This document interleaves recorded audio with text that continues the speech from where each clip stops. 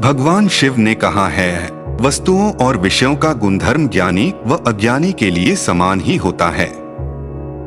ज्ञानी की महानता यह है कि वह आत्मगत भाव में बना रहता है, वस्तुओं में नहीं खोता।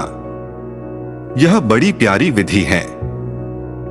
तुम इसे वैसे ही शुरू कर सकते हो जैसे तुम हो, पहले कोई शर्त पूरी नहीं करनी है। बहुत सरल विधि है। तुम व्यक्तियों से, वस्तुओं से, घटनाओं से घिरे हो। हर क्षण तुम्हारे चारों ओर कुछ न कुछ है। वस्तुएं हैं, घटनाएं हैं, व्यक्ति हैं, लेकिन क्योंकि तुम सचेत नहीं हो, तुम्हारे आसपास जो कुछ भी होता है वही मालिक बन जाता है। कोई पास से गुजरा, तुमने देखा चेहरा सुंदर है और तुम प्रभावित हो गए। कोई सुंदर पोशाक देखी, उसका रंग, उसका कपड़ा सुंदर है, तुम प्रभावित हो गए। कोई कार गुजरी, तुम प्रभावित हो गए। तुम्हारे आसपास जो कुछ भी चलता है तुम्हें पकड़ लेता है। तुम बलशाली नहीं हो, बाकी सब कुछ तुमसे ज्यादा बलशाली है। कुछ भी तुम्हें बदल देता है। तुम्हारी भावदशा, तुम्हारा चित्त सब दूसरी चीजों पर निर्भर है। विषय तुम्हें प्रभावित कर देते हैं। निर्लिप्त वह व्यक्ति है जो उसी जगत में जी रहा है जिसमें कि तुम जगत में कोई भेद नहीं है। यदि तुम एक क्षण के लिए भी मन की साक्षी दिशा को पा सको तो अचानक तुम पाओगे कि तुम अकेले हो। कुछ भी तुम्हें प्रभावित नहीं कर सकता है, कम से कम उस क्षण में तो कुछ भी तुम में कामना पैदा नहीं कर सकता। जब भी तुम्हें लगे कि कोई चीज तुम्हें प्रभावित कर रही है, तुम पर हावी हो रही है, तुम्हें तुमसे दूर ले जा रही है, तुमसे ज्यादा महत्वपूर्ण हो रही है, तो गहरी श्वास लो और छोड़ो। और श्वास बाहर छोड़ने से पैदा हुए उस छोटे से अंतराल में उस चीज की ओर देखो। कोई सुंदर चेहरा, कोई सुंदर शरीर, कोई सुंदर मकान या कुछ भी। यदि तुम्हें यह कठिन लगे, अगर श्वास बाहर छोड़ने भर से ही तुम अंतराल पैदा न कर पाओ, तो एक काम और करो, श्वास बाहर छोड़ो और एक क्षण को श्वास का भीतर लेना रोक लो ताकि पूरी वायु बाहर निकल जाए। श्वास भीतर मत लो, फिर उस चीज की ओर देखो। जब पूरी वायु बाहर है या भीतर है, जब तुमने श्वास लेना बंद कर दिया है, तो कुछ भी तुम्हें प्रभावित नहीं कर सकता। उस क्षण में तुम सेतुहीन हो जाते हो, सेतु टूट जाता है। श्वास ही सेतु है। अचानक तुम्हें लगेगा कि तुम शक्तिशाली हो, प्राणवान हो, और जितने शक्तिशाली तुम अनुभव करोगे उतने ही तुम केंद्रित होगे। जितनी चीजें गिरती जाएंगी, जितनी चीजों की शक्ति तुम पर से हटती जाएगी, उतने ही अधिक केंद्रित तुम होते जाओगे। इसका महसूस होना, इसका छूना, इसका स्वाद, तब छोटा सा सामान्य संतरा रूपांतरित हो जाता है। होश की गुणवत्ता इसे रूपांतरित कर देती है। पत्थर को स्पर्श करना, इंद्रियां सिर्फ पदार्थ की ही खबर नहीं लाती हैं, वह तो इंद्रियां कमजोर हैं, इसलिए पदार्थ की खबर लाती हैं। अगर इंद्रियां बहुत गहरे से देख सकें तो परमात्मा की खबर ले आती हैं। अगर मेरी आंखें सच में देख सकें सौंदर्य को, तो सौंदर्य फिर चमड़ी का और शरीर का नहीं रह जाता। आंखें जितना गहरा देखती हैं, उतना ही सौंदर्य आत्मा का होने लगता है, और जब आंखें पूरी तरह गहरा देखती हैं, तो पत्थर नहीं रह जाता, भीतर से परमात्मा झांकने लगता है। लेकिन हम इंद्रिय विरोधी हैं, तो हमें पत्थर ही दिखाई पड़ता है, परमात्मा दिखाई नहीं पड़ता। अगर परमात्मा को देखना है तो इतना गहरा देखना पड़ेगा, गहरा से गहरा, कि कुछ देखने को पीछे शेष न रह जाए। कभी हमने सोचा ही नहीं। आपने कभी रास्ते के किनारे पड़े हुए पत्थर को हाथ में उठाकर स्पर्श किया है? कभी नदी के किनारे बैठकर रेत को हाथ में लेकर 2 क्षण विश्राम से उसको स्पर्श किया है? नहीं किया है। कभी नदी के पानी को चुल्लू में भरकर 2 क्षण आंख बंद करके उसे समझने की कोशिश की है? चारों तरफ इतना विराट फैला हुआ है, यह चारों तरफ सब तरफ मौजूद है वही। इंद्रियां द्वार हैं, अद्भुत द्वार हैं, और उनसे हम जीवन में प्रवेश करते हैं। लेकिन हमारी इंद्रियां बिल्कुल मुर्दा हो गई हैं। द्वार बंद हैं, हम उनको खोलते ही नहीं। एक हैरानी की बात है कि हमारी इंद्रियां पशुओं से कमजोर हो गई हैं। सांप बांसुरी की आवाज सुनकर नाचता है, तो मामला क्या है?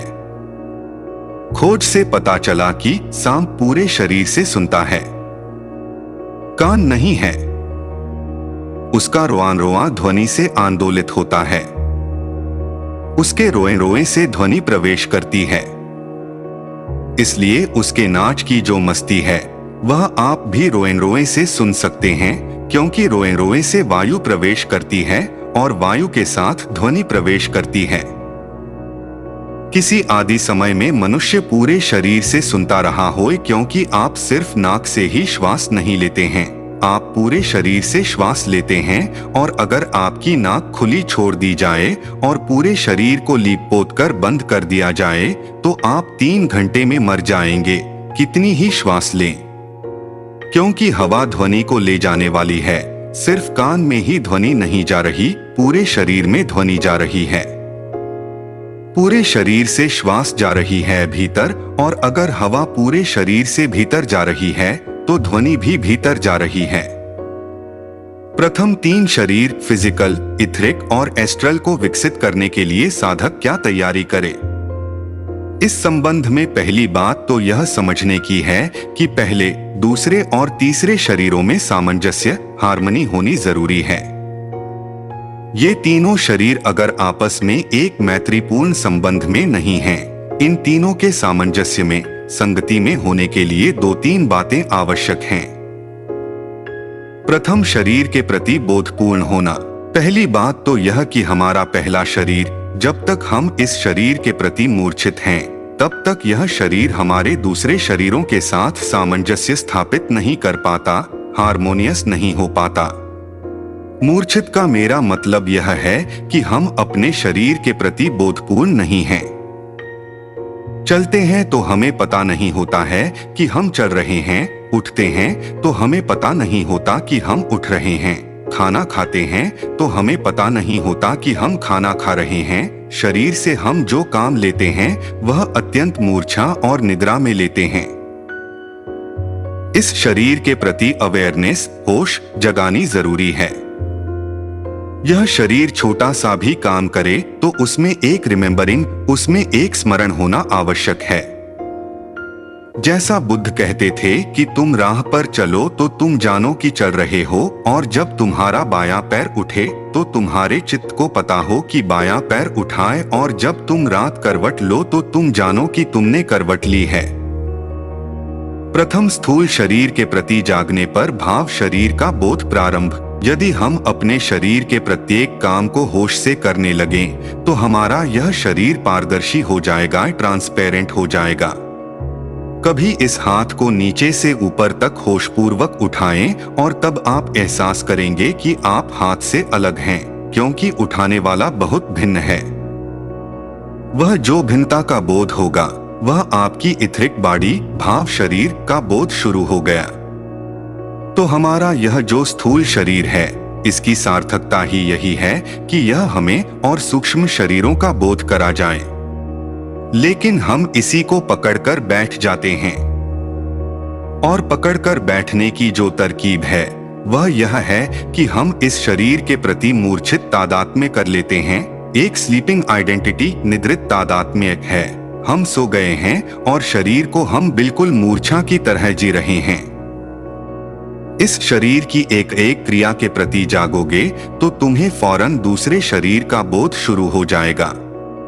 फिर दूसरे शरीर की भी अपनी क्रियाएं हैं, लेकिन उनमें तुम तब तक नहीं जाग सकोगे जब तक इस शरीर की क्रियाओं के प्रति नहीं जागे, क्योंकि वे सूक्ष्म हैं। अगर तुम इस शरीर की क्रियाओं के प्रति जाग गए तो तुम्हें दूसरे शरीर की क्रियाओं का भी हलनचलन पता पड़ने लगेगा। अब दूसरे शरीर की हलनचलन पर जिस दिन तुम जागोगे तुम बहुत हैरान हो जाओगे कि यह तो हमें पता नहीं था कि हमारे भीतर इथरिक वेव्स, तरंगे भी हैं, और वे पूरे वक्त काम कर रही हैं।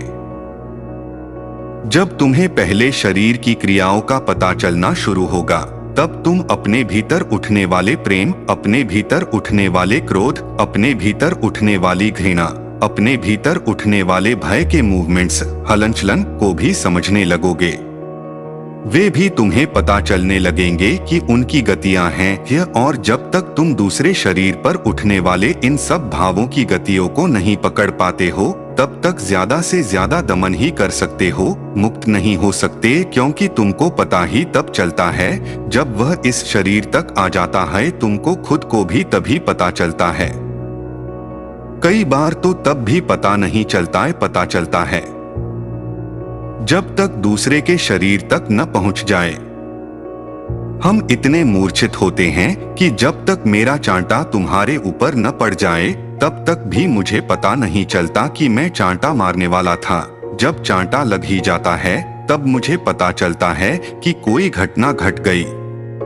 लेकिन यह उठता है इथरिक बॉडी, भाव शरीर में, वहां से पैदा होता है समस्त भाव। इसलिए मैंने दूसरे शरीर को भाव शरीर कहा। इथरिक बॉडी जो है वह भाव शरीर है। उसकी अपनी गतियां हैं, क्रोध में, प्रेम में, घृणा में, अशांति में, भय में उसके हैं। वह पहले शरीर का नहीं है, क्योंकि पहला शरीर तो उतना ही रहता है, उसमें कोई फर्क नहीं पड़ता। पहले शरीर के आयतन में कोई फर्क नहीं पड़ता, लेकिन इथरिक बॉडी सिकुड़ जाती है भय में। इसलिए जो आदमी भयभीत रहता है उसके पहले शरीर पर भी संकोच के प्रभाव दिखाई पड़ने लगते हैं। उसके चलने में, उसके बैठने में वह पूरे वक्त दबा मालूम पड़ता है, जैसे चारों तरफ से कोई उसे दबाए हुए है। वह खड़ा होगा तो सीधा खड़ा न होगा, झुककर खड़ा होगा, वह बोलेगा तो लड़खड़ाएगा, चलेगा तो उसके पैर में कंपन होंगे, दस्तखत करेगा तो उसके अक्षर कंपे हुए। हमारे चित्त की ऐसी स्थिति नहीं हो पाई है कि स्त्री को हम अथय दे पाएं।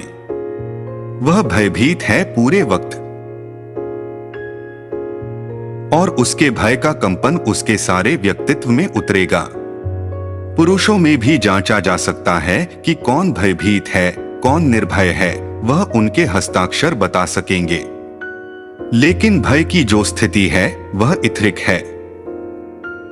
जिस व्यक्ति को मैं प्रेम करता हूं उसके पास मुझे भय का कोई कारण नहीं है। असल में प्रेम का मतलब यह है कि जिससे मुझे भय नहीं है, जिसके सामने मैं जैसा हूं उतना पूरा खिल सकता हूं, या जितना हूं उतना फैल सकता हूं। इसलिए प्रेम के क्षण में एक एक्सपांशन, फैलाव का बोध होता है। तुम्हारा यह शरीर इतना ही रहता है, इसमें कोई फर्क नहीं पड़ता, लेकिन तुम्हारे भीतर का शरीर खिल जाता है और फूल जाता है, फैल जाता है। ध्यान में निरंतर लोगों को अनुभव होता है। किसी को अनुभव होता है कि उसका शरीर बहुत बड़ा हो गया, यह शरीर इतना ही रहता है। ध्यान में उसे लगता है कि यह क्या हो रहा है, मेरा शरीर फैलता जा रहा है, पूरे कमरे को भर लिया। आंख जब वह खोलता है तो हैरान होता है कि शरीर तो उतना ही है, लेकिन वह फीलिंग, अनुभूति भी उसका पीछा करती है कि वह भी झूठ नहीं था जो मैंने जाना। अनुभव इतना साफ हुआ था कि मैं पूरे कमरे में भर गया हूं। वह इथरिक शरीर है, उसके आयतन का कोई अंत नहीं है। वह भाव से फैलता और सिकुड़ता है। वह इतना फैल सकता है कि सारे जगत में भर जाए, वह इतना सिकुड़ सकता है कि एक छोटे अणु में भी उसके लिए जगह मिल जाए। वह भाव शरीर है। फैला हुआ होना भाव शरीर की स्वस्थता। तो उसकी क्रियाएं तुम्हें दिखाई पड़नी शुरू होंगी। वह किन स्थितियों में फैलता है, जिनमें वह फैलता है। अगर साधक उन क्रियाओं में जीने लगे तो सामंजस्य पैदा होगा, क्योंकि उसका फैलाव ही उसकी सहजता है। जब वह पूरा फैला होता है, पूरा प्रफुल्लित होता है, तब वह इस शरीर के साथ एक सेतु में बंध जाता है। और जब वह भयभीत होता है, सिकुड़ा हुआ होता है, तो इस शरीर से उसके संबंध छिन्न भिन्न हो जाते हैं। तो उसकी गतियों को फिर तुम्हें सूक्ष्मता से देखना पड़ेगा। वे देखी जा सकती है, उनमें कोई कठिनाई नहीं है। कठिनाई है तो यही कि हम इसी शरीर की गतियों को नहीं देख पाते। इस शरीर की गतियों को हम देखें तो हमें उसकी गतियां भी दिखाई पड़ने लगेंगी। और जैसे ही दोनों की गतियों का बोध तुम्हें स्पष्ट होगा, तुम्हारा बोध ही दोनों के बीच सामंजस्य बन जाएगा।